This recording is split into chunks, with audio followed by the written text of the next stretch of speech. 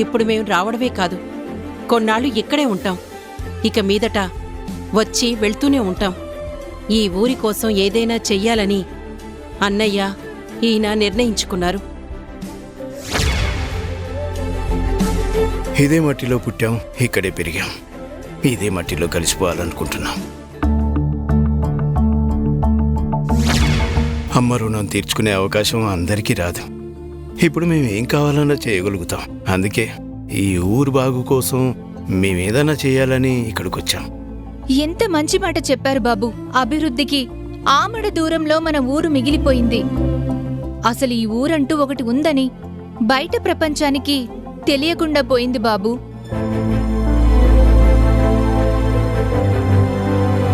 ఈ ఊరిని బాగు చేయడం ఎవరి వల్ల కాదు అని మేమందరం బాధపడుతుంటే మీరు నిజంగా ఒక దైవంలా వచ్చారు బాబు. మీరు చెప్పిన మాట వింటుంటే మాకు నిజంగా చాలా సంతోషంగా ఉంది బాబు. పుట్టిన ఊరి మీద మమకారం అందరికీ ఉంటుంది, కానీ అది చూసి వెళ్ళొచ్చే దగ్గరే కొంతమంది ఆగిపోతారు. మీరు మాత్రం ఈ ఊరి కోసం ఏదైనా చేయాలి అనుకుంటున్నారు. తప్పకుండా చేయండి బాబు.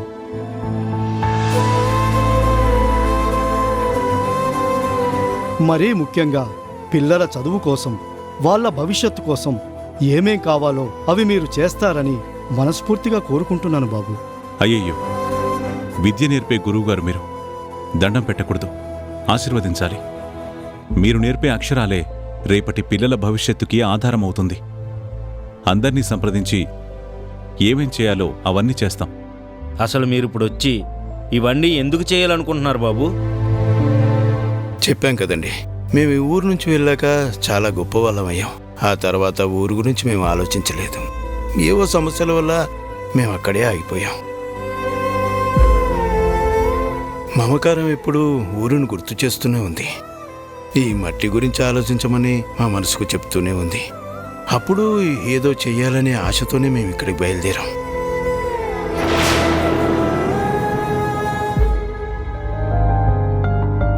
కానీ మా పిల్లలు మాకు దూరం అయిపోయారు. మళ్ళీ మేము ఈ మట్టి మీద అడుగు పెట్టడానికి మాకు 20 సంవత్సరాలు పట్టింది.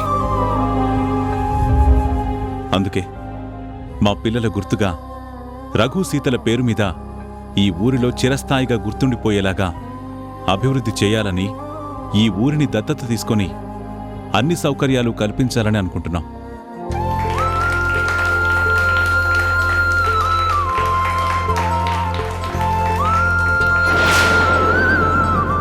ఈ ఊర్లో అందరూ సంతోషంగా ఉంటే ఏ లోకంలో ఉన్నా వాళ్ళ ఆత్మలు కూడా సంతోషంగా ఉంటాయని వాళ్ళ పేరు మీదే ఈ కార్యక్రమం చేయడానికి వచ్చాం. చాలా గొప్ప పని చేస్తున్నారు బాబు. చీకట్లో మగ్గిపోతున్న ఈ ఊరికి మళ్ళీ మీ వల్ల కొత్త వెలుగు రాబోతుంది.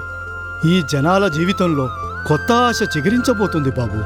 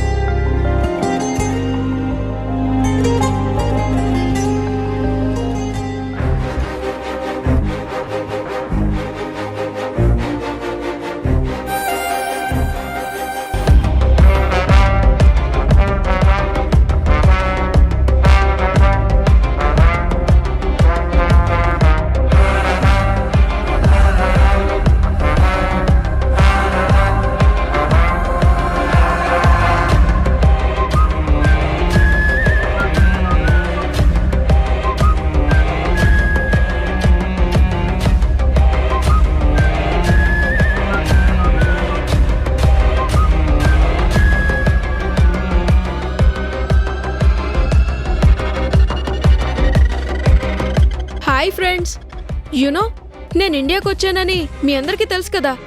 అందుకే మీ అందరి కోసం ఇండియాలో, మరీ ముఖ్యంగా హైదరాబాద్లో మీకు మంచి మంచి లొకేషన్స్ అన్ని నేను షూట్ చేస్తున్నాను. ఇవన్నీ మీకు సెండ్ చేస్తాను, చూడండి. ఈ ప్లేస్ ఎంత బాగుందో.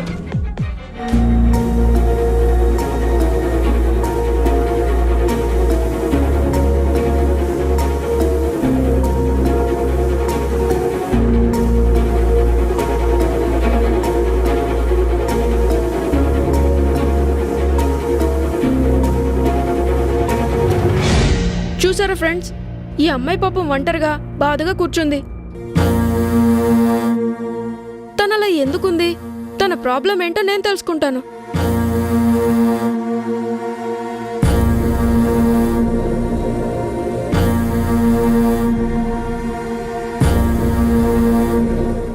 Hi sister.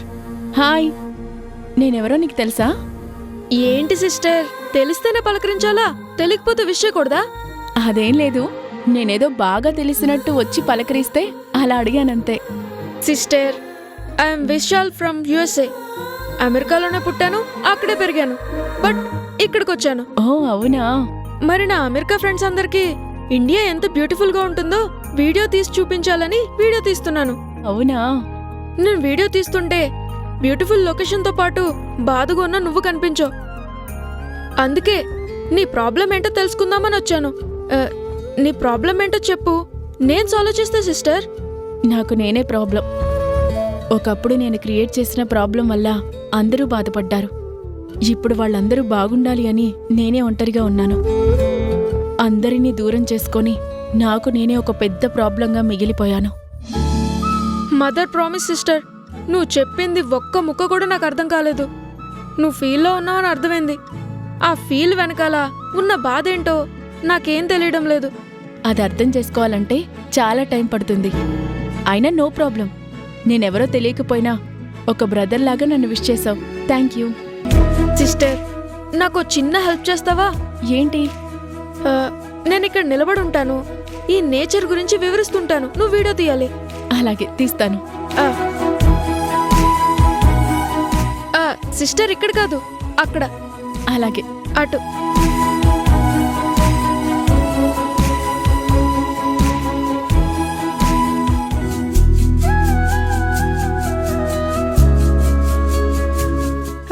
కెమెరా ఆన్ చేయి.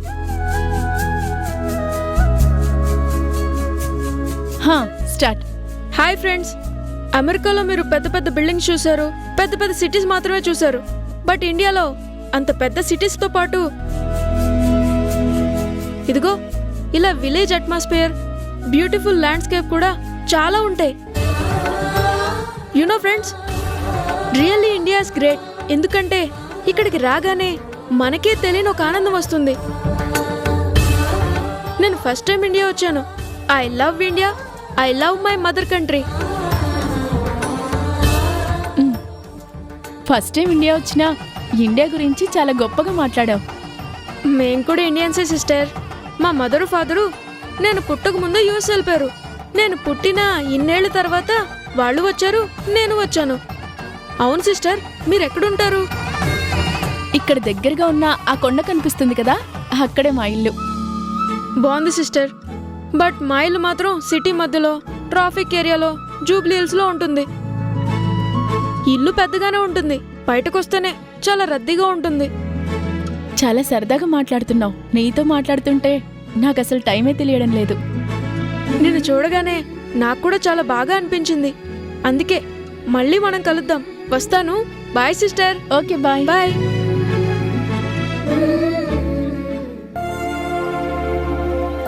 నువ్వు ఎవరో తెలియకపోయినా బాగా కావలసిన వ్యక్తిలాగానే కనిపిస్తున్నావు. మనుషులని ప్రేమాభిమానాలు ఎలా ఉంటాయో తెలుసుకున్నాక ప్రతి మనిషి ఎలా అభిమానించాలో ఇప్పుడే అర్థమవుతుంది. థ్యాంక్ యూ వర్ష. ఇన్నాళ్ళు నువ్వు నటిస్తున్నావేమో అనుకున్నాను.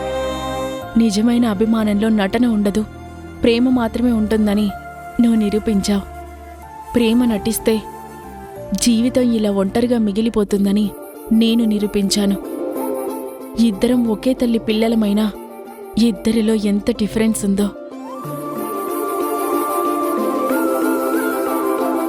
ఈ వీడియో వెంటనే గ్రాండ్ పాకి, గ్రాండ్ మదర్కి పంపించాలి.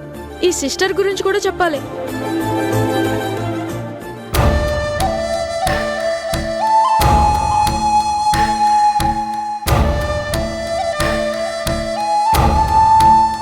అయ్యా,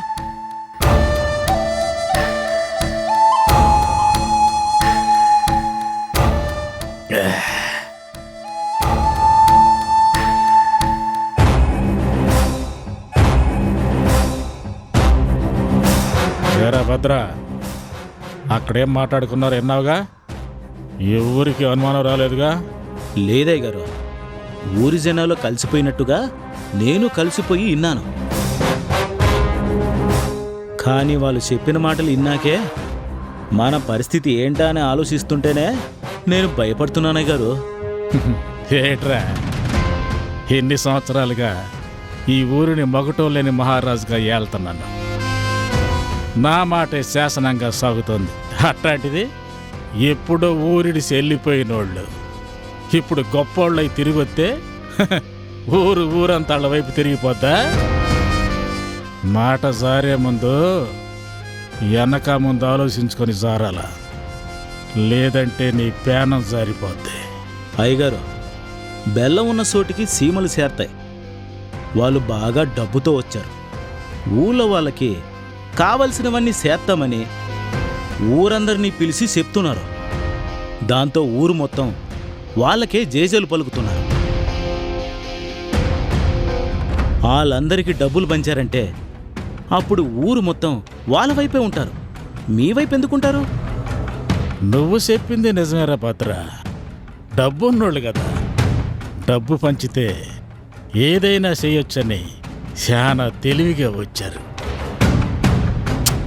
కానీ పల్లెటూరోళ్ళు వాళ్ళకన్నా తెలివైన వాళ్ళని మర్చిపోయారా. పంచనే, వాళ్ళ దగ్గరున్న డబ్బు మొత్తం పంచనే. మనకు కావాల్సింది కూడా అదే కదా. అదేంటయ్యా, ఊరు మొత్తానికి పనిచేస్తే మరి మీ పరిస్థితి ఏంటి?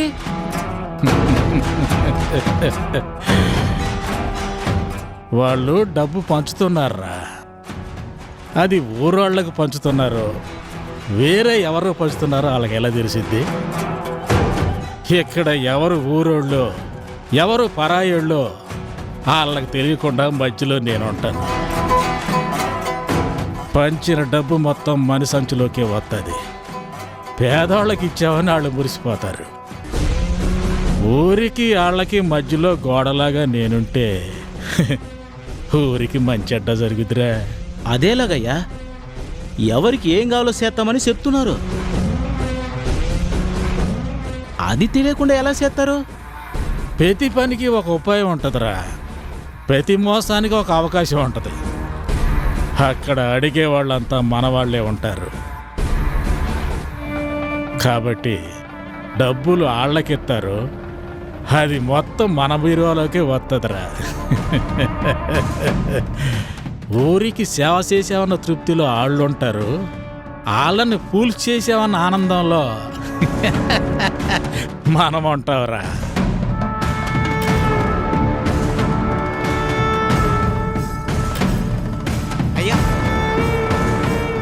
ఇదేరా పల్లెటూరు రాజకీయం. దాన్ని అర్థం చేసుకోవాలంటే బుర్ర ఉండాలి.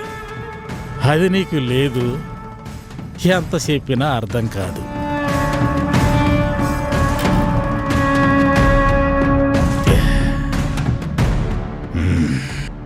తీసుకోండి అయ్యా, ఇంకొని తీసుకోండి అయ్యా.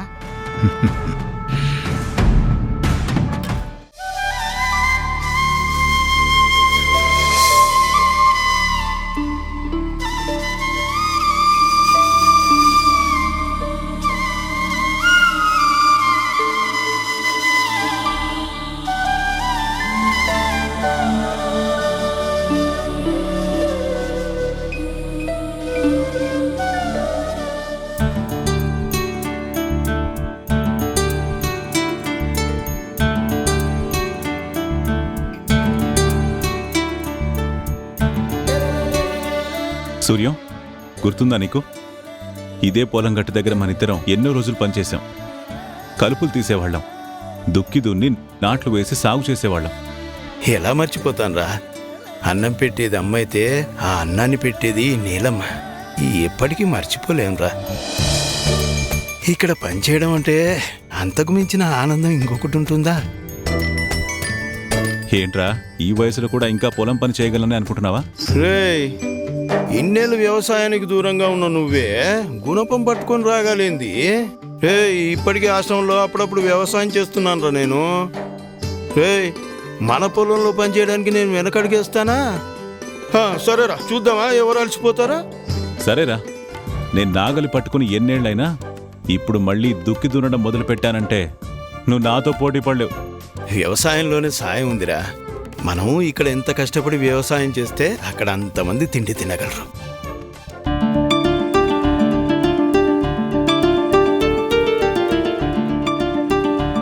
దానికోసం ఎంత కష్టపడ్డానికైనా ఈ సూర్యం వెనకడ్డురా.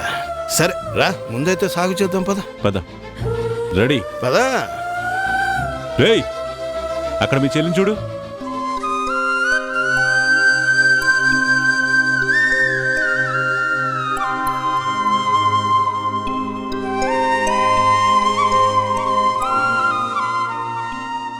పూర్ణ, ఏంటండి? నువ్వేంటి పూర్ణ ఇలా తయారేవేంటి? భర్త ఎలా ఉంటే భార్య అలాగే ఉంటుందండి. నిన్నటి వరకు మీరొక పారిశ్రామికవేత్తలా ఉన్నారు. అందుకే నేను మీ ఇల్లాలిగా అలా ఉన్నాను. ఈ రోజు నా భర్త వ్యవసాయం చేయటానికి రైతుగా మారారు. మరి నేను కూడా రైతు భార్యగానే ఉండాలి కదా. మీరు పొలంలో పనిచేస్తూ ఉండండి, నేను వంట పని చూస్తాను. ఏంటి పూర్ణ, నువ్వు కర్రల పొయ్యి మీద ఉండుతావా? అది జరిగే పనేనా? లే, చెల్లెమ్మ కూడా ఈ ఊరి ఆడపిల్లని మర్చిపోయావా ఏంటి? తెలుగింటి ఆడపడుచుకి ఇంట్లో గ్యాస్ స్టవ్ ఉన్న కట్టెల పొయ్యి మీద ఉండడం అంటే చాలా ఇష్టం. ఇది మన ఆచారం రా. అందుకేగా పండగప్పుడు పిండి వంటలని కట్టెల పొయ్యి మీద చేస్తారు. అవి తినడానికి కూడా మహా రుచిగా ఉంటాయి. చెల్లెమ్మా, మాకిష్టమైన వంటలన్నీ చేసి పెట్టమ్మా. మేము ఈలోగా పొలం పనులు చూసుకొని వస్తాం. అలాగే అన్నయ్య. పదరా. పదరా.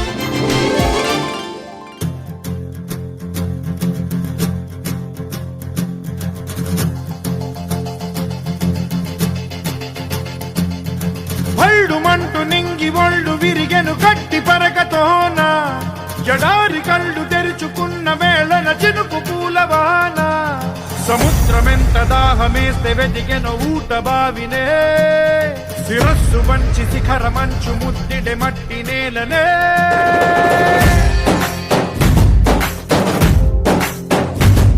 పదర పదర పదరా, నీ అడుగుకి పదును పెట్టి పదరా, నీ అడవిని చదును చెయ్యి మరి వెతుకుతున్న సిరి దొరుకుతుంది కదరా. పదర పదర పదరా, ఇప్పుడమిని అడిగి చూడు పదరా, గెలుపను మలుపు ఎక్కడను ప్రశ్నలన్నీ.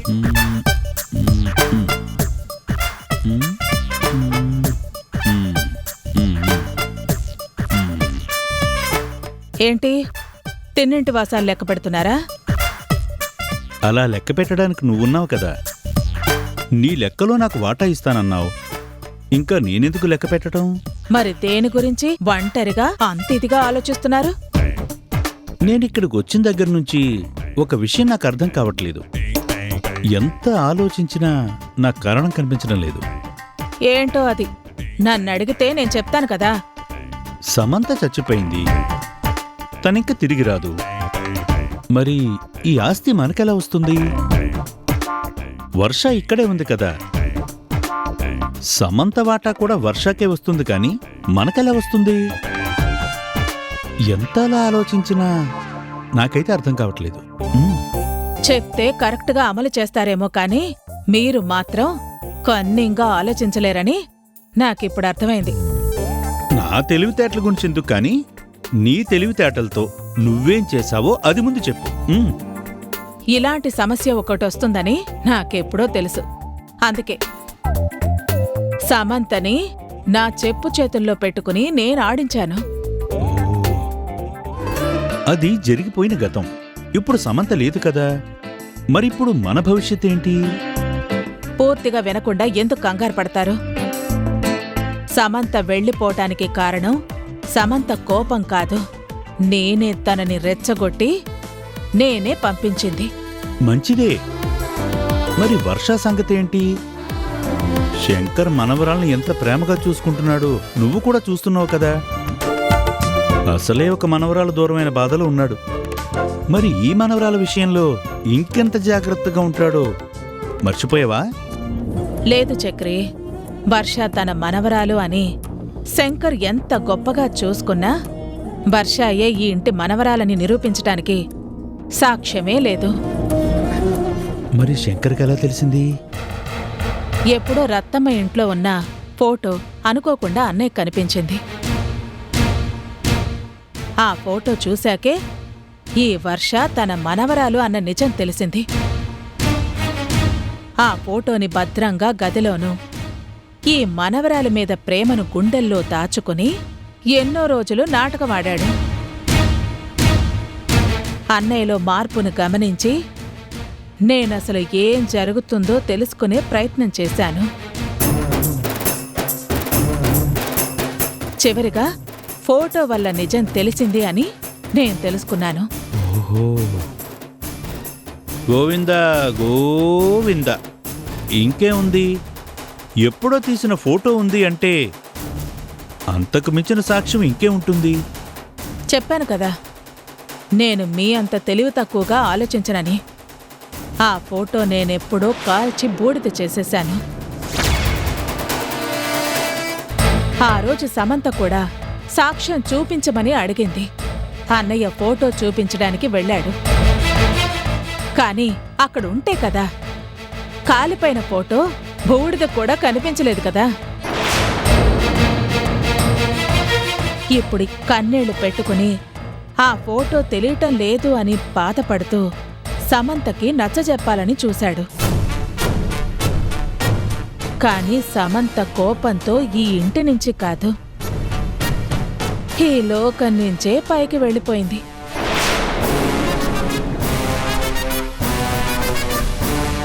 ఇప్పుడు ఈ వర్ష మనవరాలని నిరూపించే సాక్ష్యం లేదు, ఇక ఎప్పటికీ రాదు.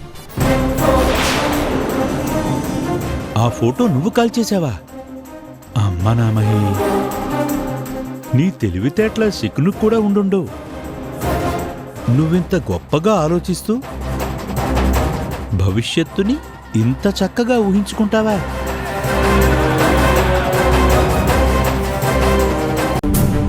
హలో, ఎవరండి? నేనమ్మా, మీ తాతయ్య చక్రిని.